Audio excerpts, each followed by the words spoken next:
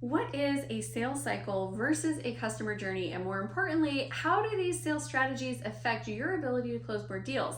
Today's video is going to help your clients feel valued, feel understood, and will stop you from feeling like that sleazy salesperson while helping you to increase sales. I'm Amy Walker, Client Acquisition Specialist, and I help clients create consistent, predictable sales through their organic marketing and through their scalable sales strategies. And thank you for joining us for another episode of the Sales Doc, where we are diagnosing your sales woes so that your sales can be sick in a good way. So I know you want more sales. I mean, we all do, who doesn't? And we could try to just work harder, but what if we could actually sell better? I want to ask you a question, and I really want an honest answer for this. Do you enjoy your sales process? Do you feel like you're giving a gift to your future clients when they go through that sales process?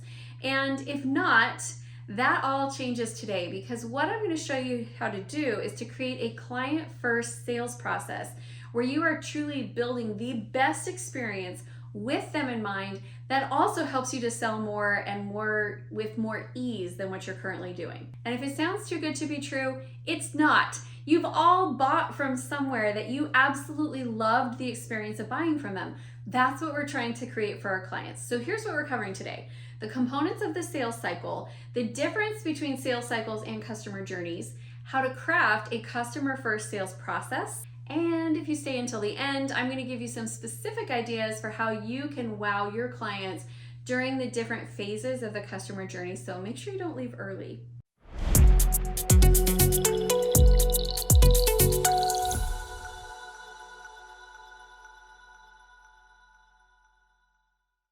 Now, we all know what it feels like to have a bad sales experience, right? Like, I remember one day there was this door-to-door saleswoman, and she was selling cleaning supplies.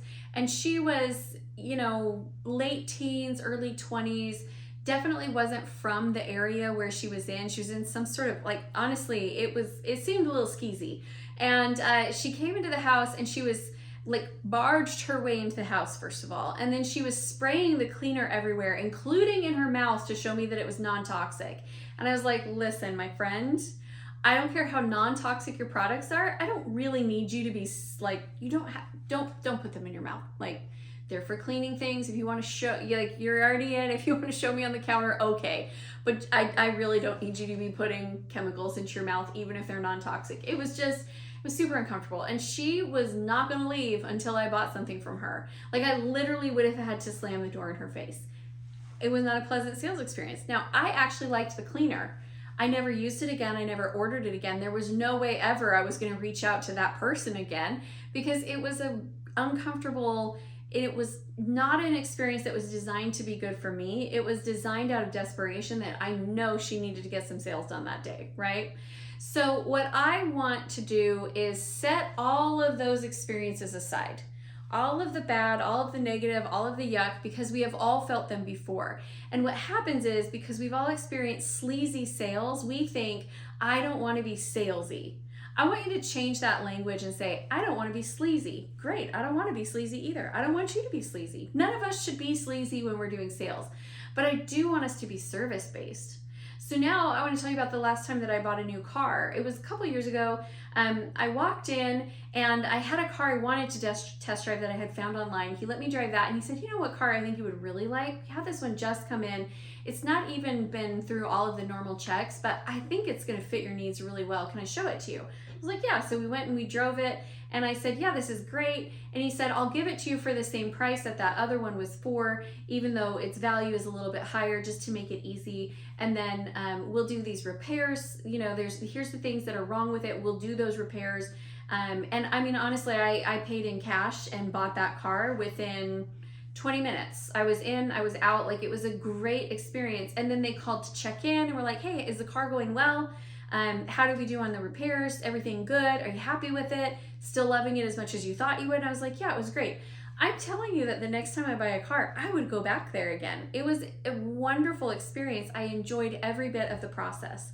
I think they even gave treats to my kids who were waiting with me, because we didn't expect it to go so fast. So I had a kid with me that was just there to help test drive cars because he thought it would be cool. So they kept him entertained. And I mean, the whole process was smooth and simple. That's what we want to create for our clients, and that's what our goal is to do here with this conversation of customer journeys and sales cycles. So first, let's look at the traditional sales cycle and the different phases that we go through. So number one is prospecting. This is when you're finding who could potentially be a client for you, and you're getting their information online. The next thing is contacting. This is where you're proactively reaching out to them and calling them. The next thing is qualifying. This is where you get them on the phone and you're actually making sure that they are a fit. Like if you're trying to sell real estate, do they own a home? Do they want to sell their home? The next is lead nurture. This is where we're building that relationship and that rapport with them. Then we make the offer. Then we overcome their sales objections. And then we close the sale. And this is a traditional sales cycle. Now, this works. It absolutely works. And if any of you right now go through and you look at your sales cycle, you're going to be able to find opportunities for improvement because there are areas where you're dropping the ball. And this can be better. This can be more fun. This can be more exciting for your clients, and it can be more joyful for you to do if we shift the way that we think about it just a little bit. So the traditional sales cycle is based around standard operating procedures for what your team does. So when we are prospecting, here's how we prospect. When we are in the contacting phase, here's how many times we contact them and what we say when we contact them. All of that is good, and just going through and thinking of it from that traditional approach, like you will shorten your sales cycle. Maybe it was taking you 3 months, you can get it down to 6 weeks to close a deal. You'll start having a higher percentage of people that convert just because you don't have things falling through the cracks. But if we look at it as the ideal customer journey instead of our sales cycle, and we look at it and say, okay, let's flip this. And let's say, what is the experience that we want to create for clients during each phase of their customer journey? This is where I think sales gets really exciting and really fun. So how can we make this more of a delightful experience? When we look at the customer journey, we're going to have our phases will overlap a lot, but it's going to be a little bit different. So the first is lead attraction. So instead of us finding people and just reaching out to people who have never opted into us, we're going to actually attract the leads into us. This is going to happen through marketing. We're going to gauge and build interest. So when somebody first comes across your stuff, they're very mildly interested. It's when they come back that you start to build that interest up. Then we're going to start contacting. So before we start contacting, we want to build some excitement, build some energy. So how can you do that? How can you attract leads in? How can you build their excitement level so that when you start reaching out to them, they're actually excited to hear from you? When we're contacting, how do our clients want to be contacted? Do they prefer text message? Do they prefer email? Do they prefer phone calls? The reality is you don't know until you start contacting. So in my team, we try all three and then we see how they respond, and then that's what we move to. Then we're going to go through that same phase of qualifying to find out who is actually a potential buyer. We're going to make the offer, we're going to overcome the objections, we're going to close the sale. But this is not where the client journey ends. The customer journey is going to continue on, where now that we have closed the sale, now we're going to win the client over, completely and totally. We want them to be a brand fan, because when they transition from I just bought and then they go through the win the client over phase, then they move into brand fan phase, which is where they refer people to you and they bring other people. And a happy customer doesn't refer. A successful customer is who refers. So we want to make sure that we are going through and mapping out that entire journey. And we're being really intentional with the experiences that we want to create. I want you to actually take some time here and think of ideas for how to delight your clients. What could you do that would make them super excited? Here's some ideas and some examples for you. What if when a new client signs up, they get a gift from the company, or they get a video from the owner of the company telling them how excited they are to have them? I bought a program once, and the very first thing that I got was a video of the owner throwing confetti in the air and saying, "Hot diggity dog, I'm so excited." And while it was super cheesy, it was also fun. And it made you feel like, oh wow, the owner's actually excited. Now, I know that was an automated video. I know she doesn't sit around her office all day, every day, throwing confetti and saying, hot diggity dog, but it was that she created this intentional experience for how she wanted her clients to feel when they signed up. And I did feel appreciated and it did feel fun. So here's another idea. If somebody fills out a form on your website or they download something for free, what if they got a text message within the first couple minutes saying, hey, I saw that you downloaded XYZ, you downloaded Amy's free ebook. Just wanted to make sure, did it come through okay? Because I can't tell you how many times people can't find it in their, promotions folder, it gets lost in spam or something like that. But actually to be proactive with that customer service, make sure they got what they wanted and find out, where they're at and what they're doing, just a little bit of relationship building, a little bit of getting to know you so that they don't feel like a number in the system. The contacting phase of business is the phase where you and your team are most likely to feel like professional stalkers because, and I hate this number, but I'm just gonna tell it to you and then we're all gonna throw a little fit and then we're gonna deal with it. It takes 4 to 6 attempts to get someone on the phone these days. That's annoying, super annoying. I wish I could just text you and you would respond right away to my text, but that's not actually what happens. So if our people are calling 4 to 6 times, and they don't all have to be calls, some can be emails, some can be text messages, some are calls, but 4 to 6 attempts, wouldn't it be better if they were funny and they were personable and they were like engaging versus being boring? I mean, I think that would be better. If somebody sends me a joke that's related to this conversation or just something personal, that's going to work a lot better than something that's very scripted, very overly professional, formal. I'm not going to pay attention to those because it's going to feel automated versus feeling like it's authentic and real. Are you liking these tips? If so, make sure that you hit the like button and leave me a comment down below so that way we can show YouTube that we're creating some good stuff over here. We're having good conversations. We need to show it to more people. All right, more ideas. What if during the qualification phase, if you realize somebody's actually not a qualified lead for you, how do you deal with that? So do you just say, oh yeah, sorry, we're not gonna be able to help you? Or do you have like a resource guide that you say, it doesn't look like we're gonna be able to help you, but I would love to send you this resource guide with all of the free resources that I think are gonna help you more with what you're needing. Or give them a referral to somebody else. I would love, can I just say how dreamy this would be?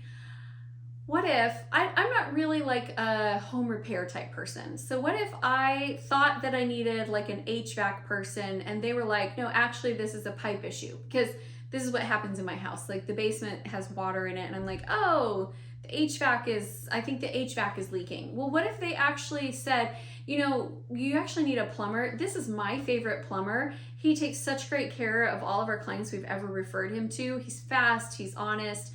I know he's gonna give you a good deal. Do you want me to connect you guys? Do you want me to have him call you? I would love that, right? So what is that process when you're not the right fit, but you wanna help them get to the person that is, or the resources and tools that they need? One of the things that has made a big difference for us is doing voicemails.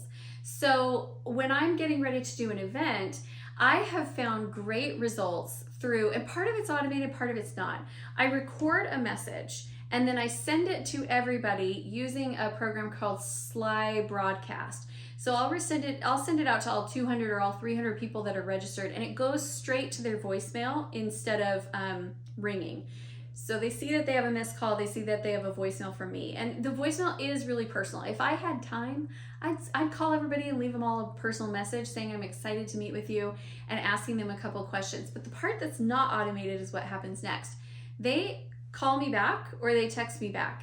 And when they start texting me, I start texting with them and I carry on conversations. So I'll block out, and it doesn't take a long time. It's like an hour after I send out that message is when everybody's messaging. So I'll block out an hour to just sit there and text with people and just build relationships with them. It has increased our show up ratio at our events dramatically, and the people who come on are so much more excited to be there. And the people who become clients are quite often the ones that were texting with me beforehand. It's pretty cool. I did learn the hard way though, you really do need to pay attention to when the message is going out, because I had forgotten. I set one up early in the morning. It went out at 8 p.m. at night and I was literally on the treadmill. And at first I didn't remember. And so I was like answering the phone while I'm huffing and puffing. I was like, that's not the image that everybody needs to have. So, You get to get creative. You get to be intentional, but I really want you to create a people-focused sales process. Now, one other thing that I do, you'll notice that there is in the original sales cycle, there's a lead nurture segment. I lead nurture through the entire customer journey, entire thing. I nurture differently depending on the phase that they're at, but there is never a time when they're not getting nurtured. So you can nurture through content. Maybe you're sending out tips. You can nurture through emails. You can nurture through a community, either like a community on an app or a community in a Facebook group. With your clients, you have different things that you do to nurture, but there's never a point where I'm not thinking, how can I make this relationship better? How can I deepen the trust? How can I serve them more? What is it that they really actually want from me?